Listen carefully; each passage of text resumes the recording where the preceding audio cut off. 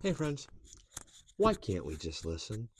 See, me as a 45-year-old man, when someone tells me that I can't do something or that I shouldn't do something, my first instinct is always, we'll see about that. Maybe you're like me. That's what happens in this story about we started talking about in the last video about the guy with leprosy. Jesus asked this guy to do something specific, right? He heals his leprosy. And then here, starting in Mark 1:43, you should read 40 to 45. We're going to read 43, 44, 45, and then we're going to talk about it. But that's the idea.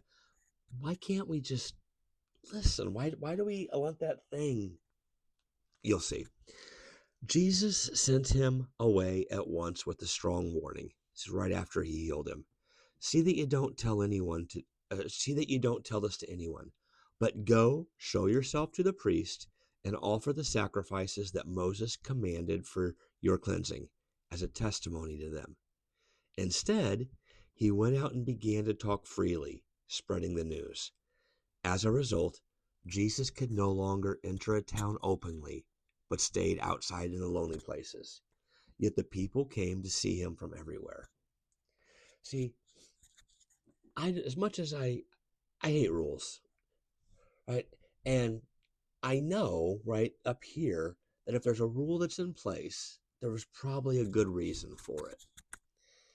And yet, in spite of that, when I bump up against a rule that doesn't make any sense to me or that I think is silly, there's something in me that just wants to break it, that wants to disregard it completely.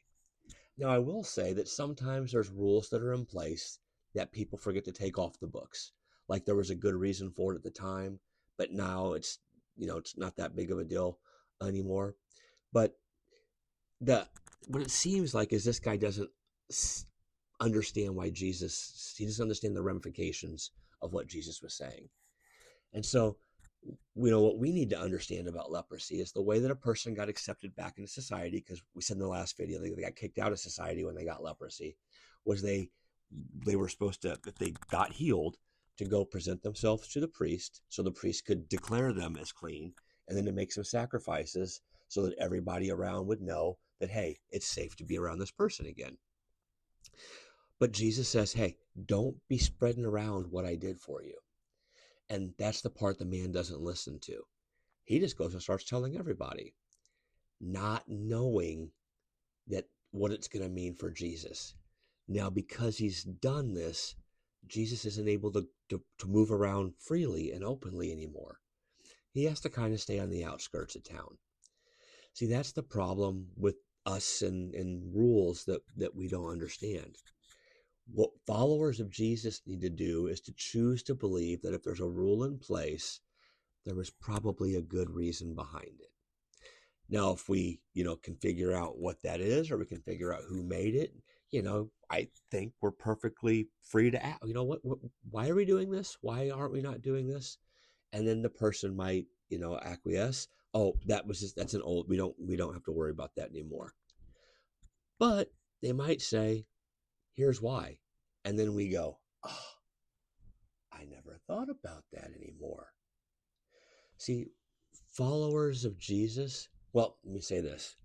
The Apostle Paul, and I can't think of the reference, he says, as far as it depends on you, learn to live at peace with everyone. So whether we understand why something is the way it is or not, followers of Jesus, we need to do our best to follow the rules that have been laid out for us. You don't have to understand it. You don't have to be like what I'm telling you. There's something in me that just wants to break it for no good reason. We've got to learn to listen, because when we go around just doing what we think is right, well, that's the Old Testament terminology for not following God, because we're just doing what seems right in our own eyes. When we live like that, what we actually do is we lose our credibility in the eyes of the people that made the rule, or that are trying to follow the rule, or for whatever. We just need to learn to be easy to get along with. And I know that's not what you want to hear. It's not what I want to hear. But most of the time, as we've been saying, it's not arbitrary. if we're following Jesus' example in humility, we've just got to learn to listen and be agreeable and easier to get along with. I hope this is encouraging. I hope it blesses you.